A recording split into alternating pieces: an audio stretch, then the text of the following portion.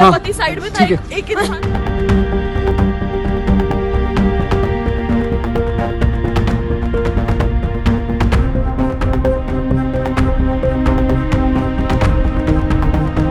On April 22nd, India woke up to a nightmare. A brutal terror attack in Pahalgam left 26 tourists dead, sparking national outrage. While the world pointed fingers at Pakistan, and rightly so, there's another far more chilling layer emerging from the rubble. Was China silently complicit? Here's what we know. One of the attackers, Hashim Musa, wasn't just another radical. He was a former para-commando of the Pakistan Army's Special Forces, now operating under the Lashkar-e-Taiba banner. Pakistani fingerprints are all over this. But when Indian agencies reached the scene, what they found shocked them. Chinese communication gear, banned Huawei satellite phones, BeiDou navigation systems, and highly encrypted ultra sets made specifically for the Pakistan Army by Chinese firms. These weren't just smuggled in. They were precision tools for a targeted mission, avoiding detection, maintaining stealth, and coordinating attacks from across the line of control. This isn't the first time. In 2023, in Samba, a drone dropped China-made pistols, grenades, radar support gear, and even SH-15 truck-mounted howitzers have been seen along the LOC. From radar to fiber cables, China has been upgrading Pakistan's terror infrastructure brick by brick. Despite this, Beijing's official line is restraint. China's Foreign Minister Wang Yi has publicly called for restraint on both sides and a fair probe. 中方欢迎一切有利于当前局势降温的举措，支持尽快开展公正调查。作为印度和巴基斯坦的共同邻国，中方希望印巴双方保持克制，相向而行，通过对话协商妥善处理有关分歧，共同维护地区和平稳定。 But analysts note China quietly tends to Pakistan's needs. It supports Pakistan in safeguarding its security interests as a staunch all-weather partner.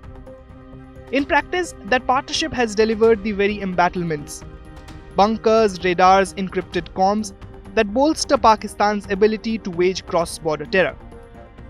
Many experts say Xi Jinping values the CPEC, or the China-Pakistan Economic Corridor, stakes so highly that he likely tolerates Pakistan using some of this infrastructure against India. But why would China back terror in India? To answer that, listen to what Major Adil Raja, a former Pakistani military officer who is living in exile in London, told India Today Global's Geeta Mohan in an exclusive interview. At the same time, India is such a big export market for China that they're never ever going to come at you and they're never going to open a war front with you. What are you trying to say, Adil? What are you trying to say? Are you saying that there is a China hand in this attack or in this entire support to Pakistani terror infrastructure that benefits China to the detriment of India? Well, you see, Geeta, Pakistan's Foreign Secretary, very well-respected former Foreign Secretary Shamshad Ahmad Khan, was given an interview 3 days ago to Sorab Barkat of Siyasat.pk, and he said something which really I quoted in my latest article on my X profile at Soldier Speaks as well, that the Chinese never fight themselves. They make you fight, all right? They don't want to, they never involve themselves.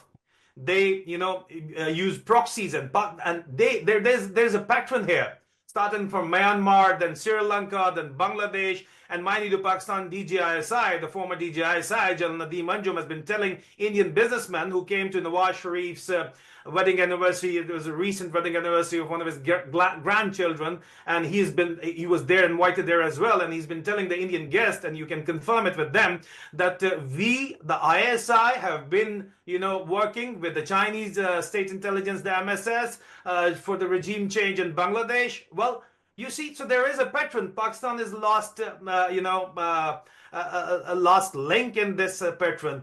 That now, with Pakistan, India is encircled from all four sides, and there is a great power rivalry going on between America and China. And Chinese don't want to fight themselves. They want to maintain their markets. What do the American wants in this trade war? They want to shift the industrial base to India. Obviously, that's what's going on right now. Even Apple has announced moving their factories to India. So what would China do?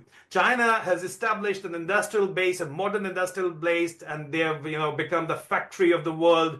And they've invested 30 years of time and money into that. Do you think they're just going to let it go?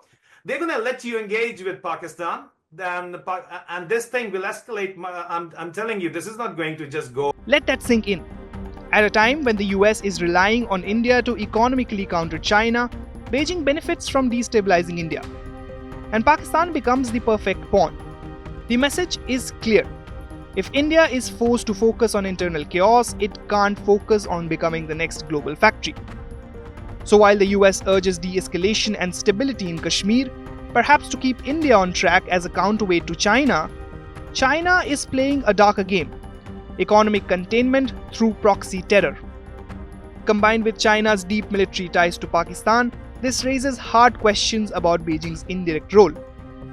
As investigations continue, policymakers will weigh whether China's support, technological and infrastructural, gave terrorists an edge, even if China publicly claims neutrality.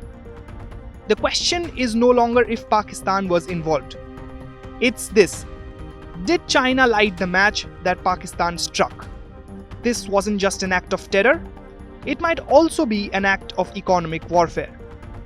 With Farhan Khan, Bureau Report, India Today Global.